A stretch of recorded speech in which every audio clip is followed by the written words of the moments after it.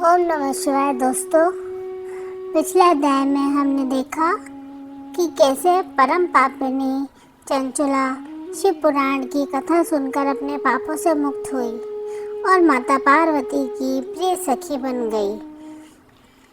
लेकिन कहानी में असली मोड़ तो तब आता है, सुनिए।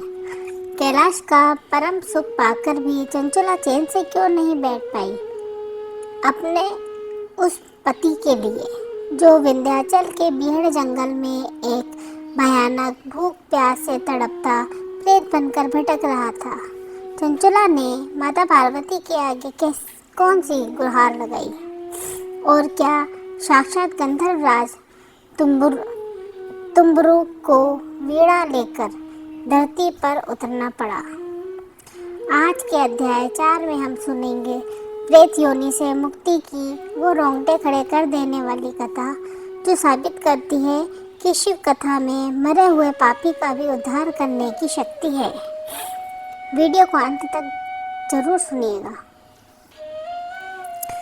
सूत जी ऋषियों से कहते हैं, हे मुनियों, चंचला अब कैलाश धाम में दिव्य रूप धारण करके माता पार्वती की सेवा में लीन रहने लगी थी।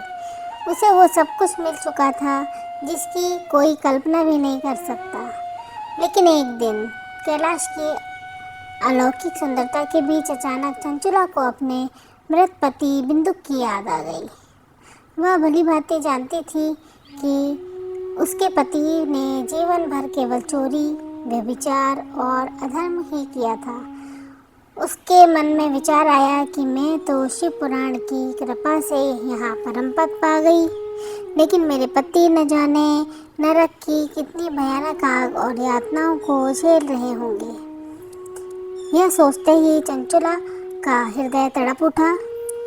वह आंखों में आंसू भरकर साक्षात जगदम्बा पार्वती माता के चरणों में गिर गई और हाथ जोड़कर रोते हुए बोली, हे माँ, हे करुणामयी जगजननी, आपकी कृपा से मुझ जैसी पापनी का तो उद्धार हो गया, लेकिन मेरे पति बिंदुक ने जीवन भर केवल पाप ही बोए हैं।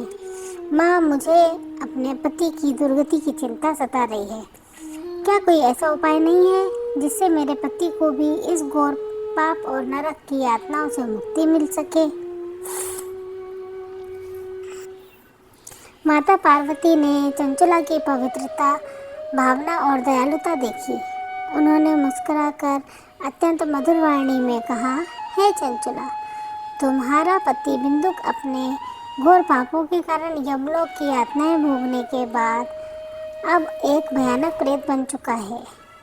वह विंध्याचल पर्वत में एक बेहद डरावने बीहड़ और घने जंगल में भूखा प्यासा भटक रहा है।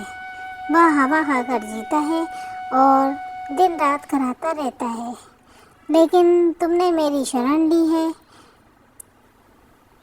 इसलिए मैं तुम्हारे पति का उद्धार अवश्य करूंगी।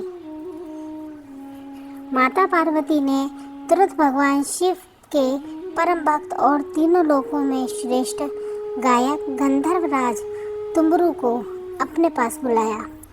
माता ने तुम्बुरु जी को आज्ञा दी, हे तुम्बुरु, तुम अपनी दिव्य वीणा लेकर तुरंत चंचला के साथ विंध्याचल पर्वत पर जाओ। वहाँ बिंदुक नाम का पापी प्रेत रूप में तड़प रहा है। तुम उसके सामने संपूर्ण शिव महापुराण की कथा का संगीतमय गान करो। कथा का पावन प्रभाव ही उस प्रेत को इस भयानक योनि से मुक्त कर सकता है। माता की आज्ञा सिर आंखों पर रखकर गंधर्वराज तुम्बुरु और चंचला तुरंत एक दिव्य विमान में बैठकर विंध्याचल पर्वत की ओर चल पड़े। जब तुम्बुरु और चंचला विंध्याचल पर्वत के उस बीहड़ जंगल में पहुंचे तो वहां का दृश्य अत्यंत खौफनाक था। चारों तरफ अंधेरा, सन्नाटा और हवाओं की डरावनी सरसराहट थी। तभी उनके सामने एक विशाल, भयानक और काला प्रेत आया। उसकी आंखें सुलगते हुए अंगारों की तरह लाल थी, बाल बिखरे हुए थे और वह भूख से पागल होकर चीख चिल्ला रहा था। वह कोई और नहीं, बिंदुक ही था। तुमरू जी ने देखा कि प्रेत की मानसिक स्थिति इतनी बिगड़ी हुई है कि वह कथा शांति से नहीं सुनेगा। इसलिए उन्होंने अपने दिव्य प्रभाव और मंत्रों के बल से उस प्रेत को एक जगह बांध दिया ताकि वह कथा के बीच में कहीं भाग न सके। गंधर्वराज तुमरू ने अपनी वीणा के तारों पर उंगलियां छेड़ी और वातावरण में एक अलौकिक मधुर झनकार उठी।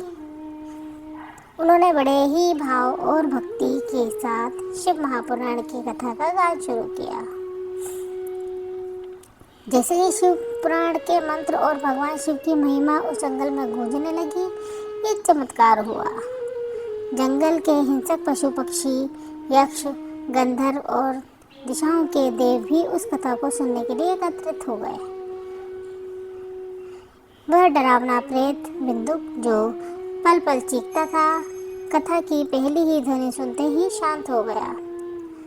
7 दिनों तक निरंतर तुमरू जी ने कथा का गान किया और वह प्रेत बना पलक झपकाए भूखा प्यासा रहकर शिव पुराण की एक एक चौपाई सुनता रहा। 7वें दिन जैसे ही शिव महापुराण की कथा विश्राम को पहुंची, विंध्याचल का वह बीहड़ जंगल दिव्य रोशनी से जगमगा उठा। अचानक उस प्रेत का डरावना भयानक शरीर भस्म हो गया। उसके स्थान पर एक अत्यंत तेजस्वी और सुंदर दिव्य पुरुष प्रकट हुआ। उसके मस्तक पर चमकता हुआ त्रिपुंड था, गले में रुद्राक्ष की मालाएं थी और अंग अंग से चंद्रकला की भांति रोशनी निकल रही थी। तभी आकाश से साक्षात भगवान शिव का दिव्य स्वर्णमय विमान उतरा, जिसे देखकर बिंदुक की आंखों में आनंद के आंसू बह निकले। उसने गंधर्वराज तुमरू के चरणों में गिरकर प्रणाम किया और शिव महापुराण का बारंबार धन्यवाद किया।